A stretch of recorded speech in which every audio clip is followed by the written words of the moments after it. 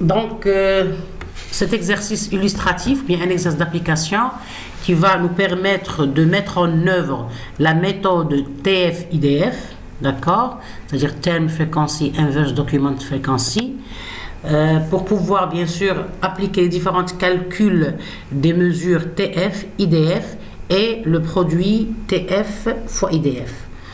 Donc, cet exercice va nous permettre de comprendre, de mettre en œuvre bien sûr ces mesures et de comprendre comment cette méthode statistique nous permet de trouver un document pertinent dans un corpus. Donc c'est un exercice simplifié pour mieux comprendre les étapes de la méthode.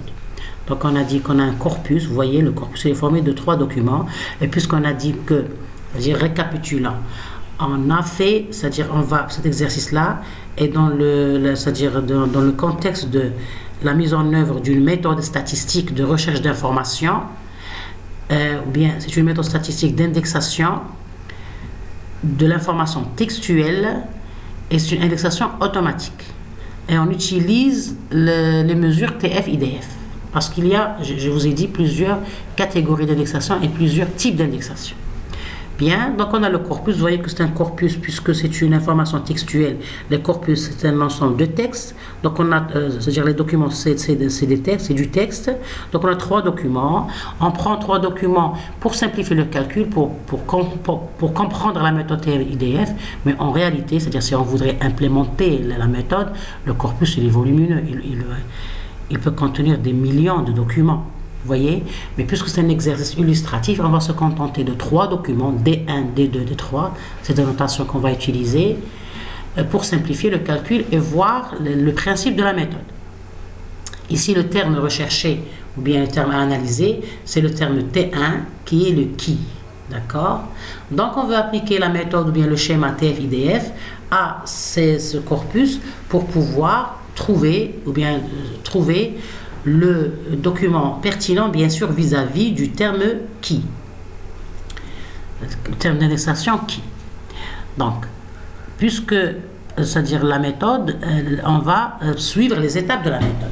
Donc, premièrement, la première mesure à calculer, c'est la fréquence du terme T1 dans le document. Les 3 documents, D1, D2, D3. Donc, cette fréquence du terme T1, bien sûr, elle s'appelle la TF, Term Frequency. On a vu qu'il y a plusieurs variantes pour calculer cette TF. Donc, je vous donne la variante qu'on utilise dans l'exercice. Donc, pour calculer le TF, on utilise la variante TF de T. C'est le nombre d'apparitions du terme T dans le document divisé par le nombre total de termes dans le document. Donc, c'est une mesure statistique qu'on va considérer dans cet exercice. Donc, le TF ici TF11, c'est-à-dire ça, on voit un exemple de calcul pour mieux toucher l'importance des indices. Donc TF11, c'est-à-dire c'est le terme frequency du terme 1 dans le document 1, c'est-à-dire le document D1. Donc est égal à N11, c'est-à-dire c'est le nombre d'apparitions du terme dans le document ou bien le nombre d'occurrences, donc on dit nombre d'apparitions ou bien le nombre d'occurrences du terme T dans le document 1 sur la somme, c'est-à-dire le nombre total des termes dans le document, la somme des documents. Par exemple ici, la somme, c'est-à-dire la somme des NK1 pour le document 1, on doit, c'est-à-dire, comment dirais-je, on doit calculer le nombre de tous les mots. Bien sûr, il y a ici comme remarque que j'ai oublié de la donner, on va ignorer les espaces ici, les apostrophes, donc il y a des, c'est-à-dire des caractères qu'on va ignorer dans le calcul du nombre total des termes dans le document. Et le N11, c'est le nombre du terme d'indexation, donc l'occurrence du terme d'indexation dans le document. Ici, par exemple, le terme d'indexation, c'est le qui. Donc, pour le document 1, le N11, c'est 1 plus 1, c'est 2. Parce qu'on a 2 qui dans le document 1. Et on va faire ça pour tous les documents. Maintenant, la deuxième question, calculer l'importance du terme T1 dans le corpus C. Donc, je vous ai donné c'est-à-dire la question d'une façon, c'est-à-dire subjective. Je n'ai pas dit directement quelle mesure utiliser. Donc, l'étudiant devait savoir la définition, c'est-à-dire quelle est la mesure qui nous permet de calculer l'importance du terme T1 dans le corpus C, dans le corpus, pas dans le document. Donc, ce n'est pas le TF, c'est l'IDF. Vous voyez? Donc c'est le calcul de l'IDF. Donc ici le calcul de l'IDF, on l'a déjà donné. C'est un calcul logarithmique qui est donné par cette formule-là. C'est la cardinalité de nombre de documents dans le corpus. Par exemple, dans notre cas, c'est 3. On a 3 documents dans le corpus, donc c'est 3 sur le DJ tel que T1 appartient à DJ. Donc on va utiliser ces deux formules pour calculer le TF et l'IDF. Bien sûr, il reste la troisième phase, bien la troisième, le résultat. Quel est le document le plus pertinent dans le corpus? Donc comment savoir entre ces trois documents le document le plus pertinent vis-à-vis du terme d'indexation qui?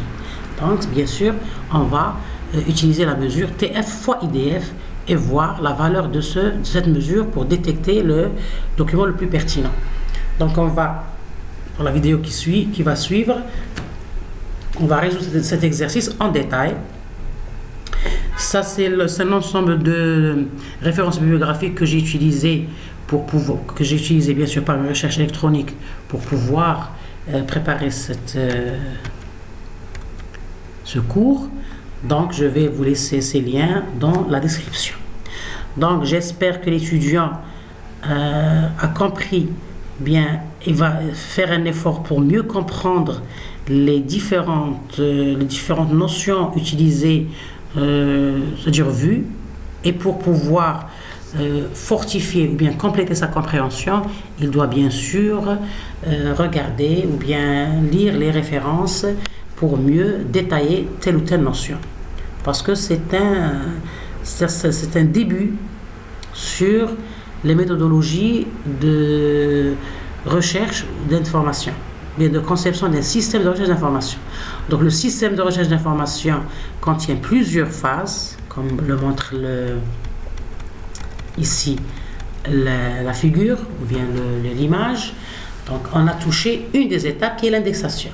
Donc pour concevoir un système de recherche d'information, c'est-à-dire tout un système de recherche d'information, il faut implémenter toutes les étapes. Parmi les étapes les plus importantes, c'est l'indexation. Donc on a touché à cette notion très importante, donc il faut bien la comprendre pour que l'étudiant, après, il va s'ouvrir vers les différentes méthodologies utilisées, parce qu'ici on a vu des méthodologies qui est la méthode statique TF-IDF, mais il y a beaucoup de méthodes. Par exemple, des méthodes qui vont prendre en considération la notion sémantique. C'est plus important parce que la sémantique elle est importante. Elle va rendre la recherche plus pertinente.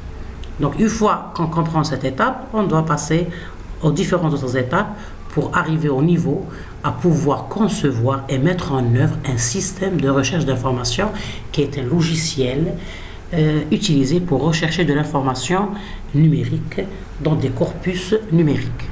Bien, donc je vous remercie pour votre attention et à la prochaine vidéo. Merci.